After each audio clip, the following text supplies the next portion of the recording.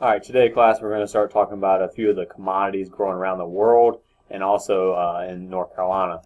These commodities are basically things that are products of agriculture. So when you think of commodity, think of like a fruit or a vegetable, or tobacco is a commodity, hogs, that's a commodity. So all right, let's get started with this. So first, fruits and vegetables and their origins, where some of them come from. So peaches, they originally came from China. The tomato, it came from South America. The peanut came from Peru and South America. The sweet potato, it came from Central America. The grain, oil, and fiber crops, corn, it originated from Cuba and Mexico. Soybeans, it originated from Southeast Asia. The cotton, it originated from Mexico, Africa, and Pakistan. Wheat, it originated from Southwest Asia, Syria, Jordan, Turkey, India, that area.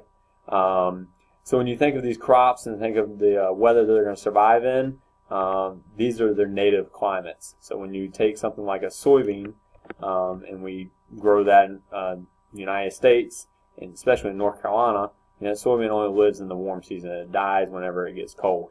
So we can't grow soybeans in the cold weather here. All right, major U.S. agriculture production regions for selected crops and livestock. These regions are developed based on a variety of factors, including soils, weather, market development, and feed availability. So basically where these crops can grow and the livestock they can grow there as well are all based on the soil there, the weather, and different factors. All right, major U.S. agriculture production regions. The citrus fruit is grown in Florida. We know Florida, the orange state, where they grow a lot of oranges there. Also, you have Texas and California. They grow a lot of citrus fruit there. The Corn Belt. So when you think of the Corn Belt, these include all or parts of the Midwestern states. So to list a few of those, there's Ohio, Indiana, Illinois, Iowa, Minnesota, South Dakota, Missouri, Kansas, and Nebraska. These are some major corn-producing states. And basically, if you think about it, wherever the corn is grown, there's a lot of livestock there as well because we feed our cows and hogs. We feed them corn. And so just keep in mind, wherever the Corn Belt is, there's also a lot of livestock. Less transportation.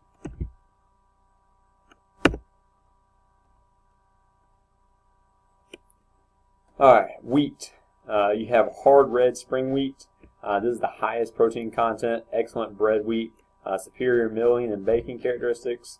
It's grown in Minnesota, North and South Dakota, Montana, Idaho, and also Oregon, Washington, and California. A lot of these products you're going to see they're growing in California because of their amazing climate.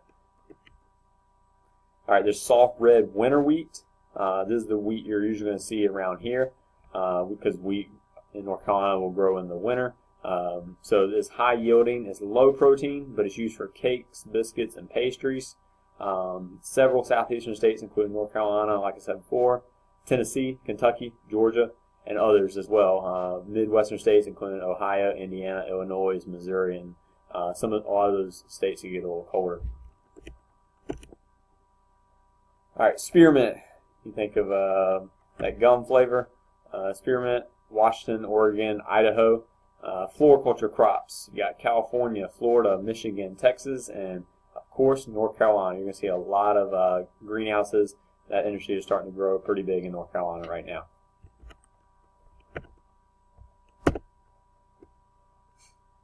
Beef cattle. Everything's bigger in Texas. So you got the big beef cattle in Texas, Kansas, Nebraska, Iowa, Colorado, Oklahoma, Missouri, South Dakota. That's the Corn Belt area. Like I said before, where you see that corn grown, you're also going to see a lot of cows there. Dairy, where you get your milk from. You see big states for that. Of course, you got Wisconsin. You got Minnesota, Michigan, Ohio, Pennsylvania. You got New York, Vermont, New Hampshire, Massachusetts, Maine, California, Idaho, and Texas are leading producers, but are not located in this region. So you see happy cows are grown in California. You think of dairy.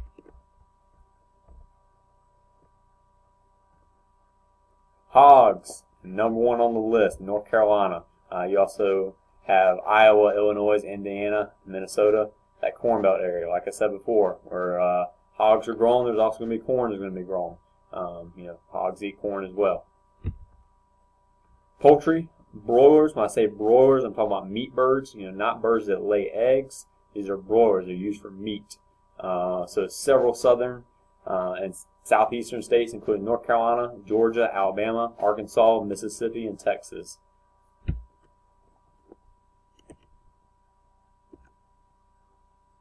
North Carolina agriculture. We're in the great state of North Carolina, and we have a very diverse agriculture system in this state. So it's divided into 3 basic geographic and agricultural regions. Simple enough. We keep it the same as like a geography class. You have the mountains, Piedmont, and coastal plain. The mountains. So mountain counties, you have Christmas trees. The great state of North Carolina grows a lot of this area is Christmas trees. You have apples growing in the mountains. You have trout in the rivers. So when you think about these 3 products, Christmas trees can grow on the side of hills. Apple trees, trees can grow on the side of hills that have flat land, and trout that are growing in rivers. The Piedmont, this area right here where Raleigh is situated, the Piedmont is going to be the hills of North Carolina. So in those Piedmont counties, you got a lot of greenhouse production. You have one of the largest greenhouses in the world is situated here. It's called multifloral greenhouses. So greenhouse and nursery crops. You have broilers. You got to have that flat land to build those big poultry houses on. You have turkeys. We have a lot of turkeys in the state of North Carolina. You have dairy. And that's just to name a few of them. So those are the counties that make up the Piedmont area of North Carolina. Eastern counties, you're going to see a lot more agriculture as you go down east. There's a lot more flat land, easier to work with. Land is a little bit cheaper than in the central part of North Carolina. So eastern counties, you got hogs, you got turkeys, you got broilers, you have tobacco, you have flue-cured tobacco. Some of the streets and towns in North Carolina got their name from tobacco. You think of Durham. It was a big tobacco producer back in the day. Then you have sweet potatoes. There's vegetable production, peppers, squash, tomatoes, all sorts of vegetables. Peanuts, cotton, where a lot of our clothes come from. Corn, big corn producers down east. Soybeans, and one of the world's most important source of vegetable oil comes from soybeans. We grow a lot of soybeans even throughout some of the counties in the mountains, Piedmont area, and eastern North Carolina. So you'll see a little bit of all agriculture throughout the whole state, but this is mainly the regions that these commodities are in. So there's the eastern part of North Carolina.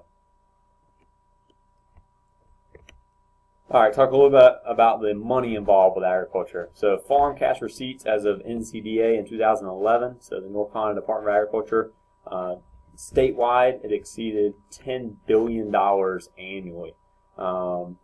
Alone, livestock, dairy, poultry generated approximately 2/3 or 66% of all farm cash receipts.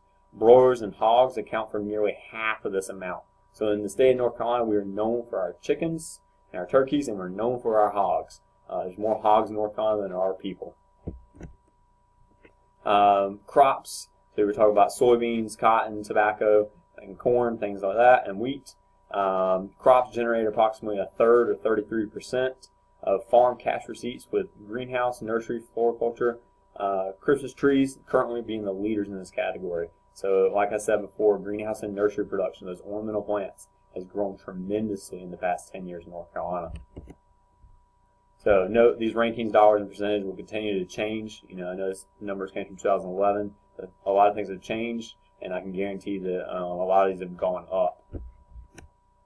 All right, we'll start back with our next video talking about different parts of agriculture and continue the introduction of agriculture and talking about some of those issues and trends that we'll talk more about in this class. So thanks for listening and stay tuned.